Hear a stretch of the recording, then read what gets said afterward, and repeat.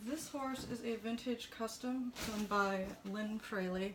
Lynn Fraley does almost exclusively resin and China editions now. She doesn't create the custom Breyers. But you can see a lot of her work in this particular piece. You'd have a hard time guessing it, but this was a Breyer Smoky. And he's another piece that doesn't get brought to show as much because he's really hard to pack. This is a big base. He's got a screw. Let's get the base off him. That goes up into his front leg and then inserts into the base. But he's got lots of thin parts that are very fragile, and I'm scared to pack them. He's got a beautiful roan color to him, very soft roaning. He's got the extra roaning on his flanks, and he's got the high whites of a Sabino. He's a very typical Fraley piece. You can see it in his facial expression. It's just that look that Lynn Fraley is known for. I don't know how to describe it, but he's all sorts of Lynn Fraley. He has a gorgeous braided mane and his tail, but I'll show you his mane first because it's just so phenomenal to me that vintage pieces like this can have so much detailing in them.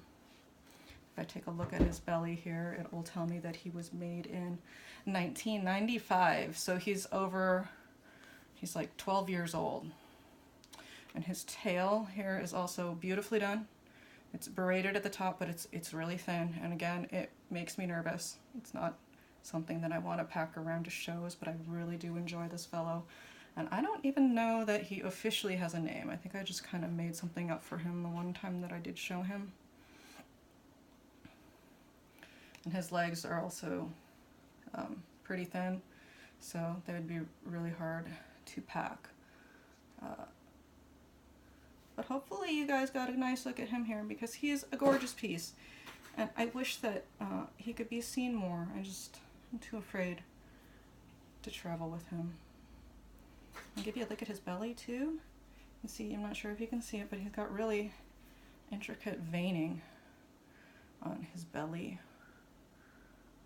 He's just so nicely done, and he's kind of that timeless quality that you just can't match, or not match, but you can't, it's timeless. There's nothing wrong with this horse, and the hobby has improved by leaps and bounds as far as customizing, but this is one of those timeless pieces that when you look at him, you just wouldn't know that he's over 12 years old. But he also needs a name, so if any of you can think of any cool vintage style names, please comment. I would love to give this guy an official name. Thanks for watching.